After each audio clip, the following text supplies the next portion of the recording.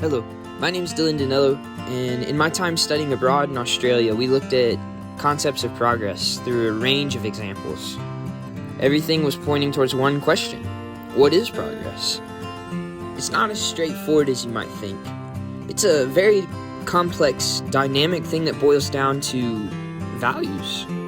Progress is ultimately a weight of trade-offs that are established through achieving something instilled by a group's common goals. There's a theory known as the triple bottom line that shows each decision we make has an impact economically, environmentally, and socially.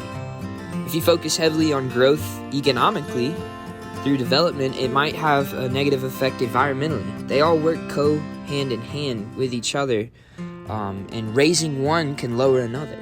Take, for instance, the fact that the whole world knows about the Sydney Opera House. It brings a lot of tourism, which means more emphasis on resources around it, such as accommodations like building hotels, transportation, businesses, restaurants, etc.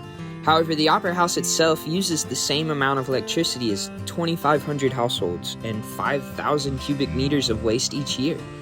It puts Sydney on the map and economically booms the area. However, it comes with a price to pay environmentally. So is this progress? Now look, from a price value, the Sydney Opera House has made millions and has been worth everything that it takes to maintain. However, it's decisions like this that, if we're not careful, these environmental compromises will destroy the beauty of these countries, like the rest of Australia. And not only Australia is at play here, but our decisions do affect the entire Earth. Take, for instance, the Great Barrier Reef and the new shipping of coal through it. Are we invading space and changing resources of this Earth at a rate that can replenish itself? Or are we detrimenting our future? What about the lesser-known beauties that chose not to develop, such as Lamington National Park, Noosa National Park, Ungari, and the wonderful biodiversity that each hold?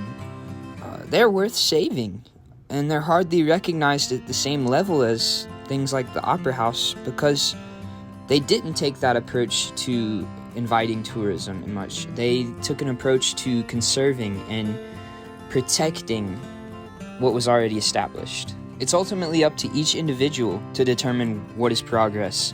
It's up to you to decide what you value. From a range of your knowledge and experiences and past and history, all that is going to play a role in what you value. But keeping that in mind, it's also our job to find solutions to our future and keeping a connection to our past. It's also our job as the next generation to find solutions that ensure the betterment of human nature while also ensuring the protection of our Earth and our natural resources.